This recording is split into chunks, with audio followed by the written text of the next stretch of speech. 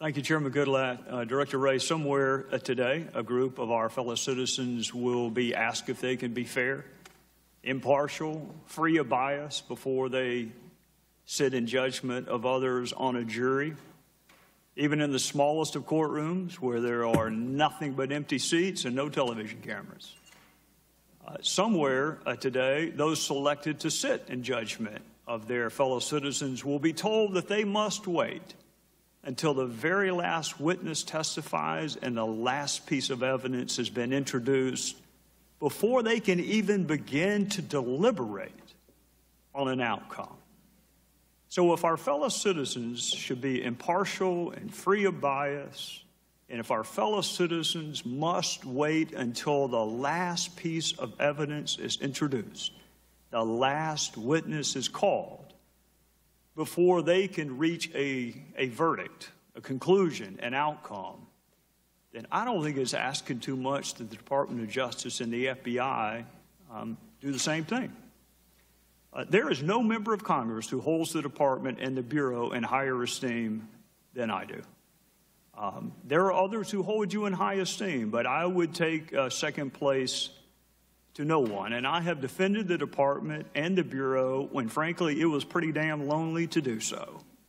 When my Democrat friends were asking that Jim Comey be prosecuted for a Hatch Act violation about this time last year, they now want him canonized, but this time last year they wanted him prosecuted for a Hatch Act violation. When your predecessor sat right where you're sitting and was embroiled in a fight with this little tiny startup company called Apple, I was on the side of the Bureau. When there are calls for special counsel, even today, I reject them because I trust the women and men of the Department of Justice and the Bureau, the professionals that we hired to do their job. And the vast majority of line prosecutors and line agents are exactly what you described in your opening statement. They are exactly what you described. But unfortunately, the last 2 years have not been good years for the Bureau, and they have not been good years for the Department. We had an Attorney General meet with the spouse of a target of an investigation on the tarmac and asked that an investigation be called something other than an investigation, but be called a matter.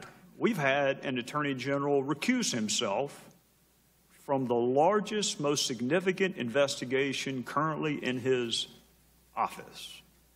We had the director of the FBI appropriate a major charging decision away from the Department of Justice because he was concerned that the public wouldn't have confidence if the Department of Justice handled that decision themselves.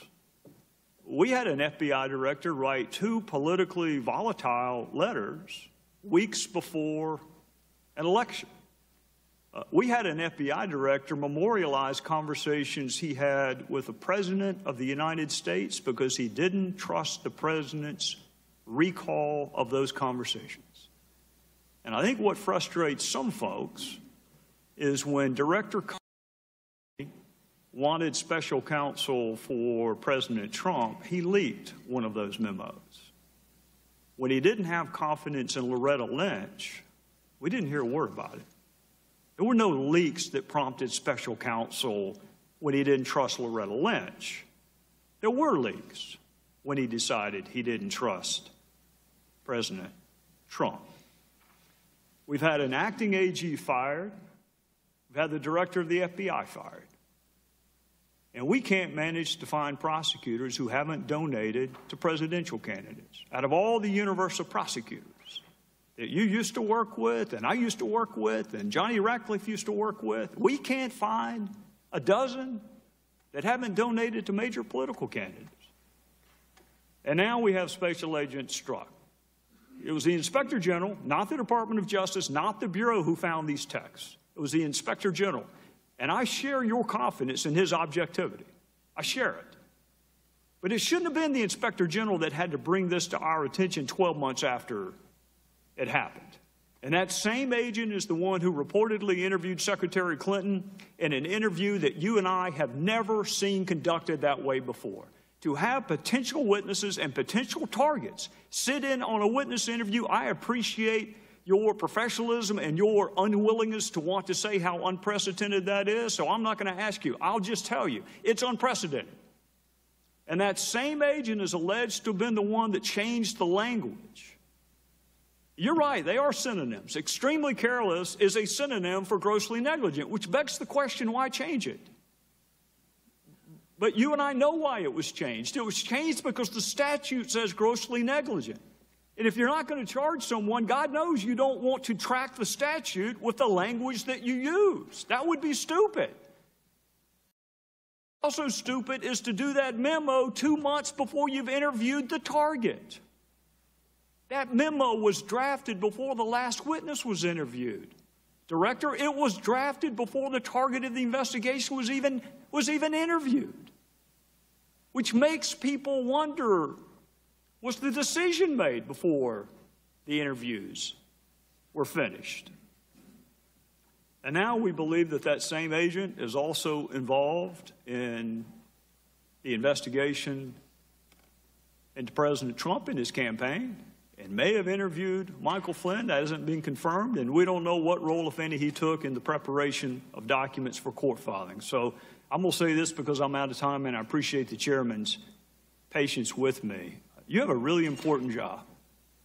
When all else fails in this country, we want to be able to look to the FBI. We want to be able to look to the Department of Justice. When all the other institutions we trust, including Congress, appear to be broken, we want to be able to look to you.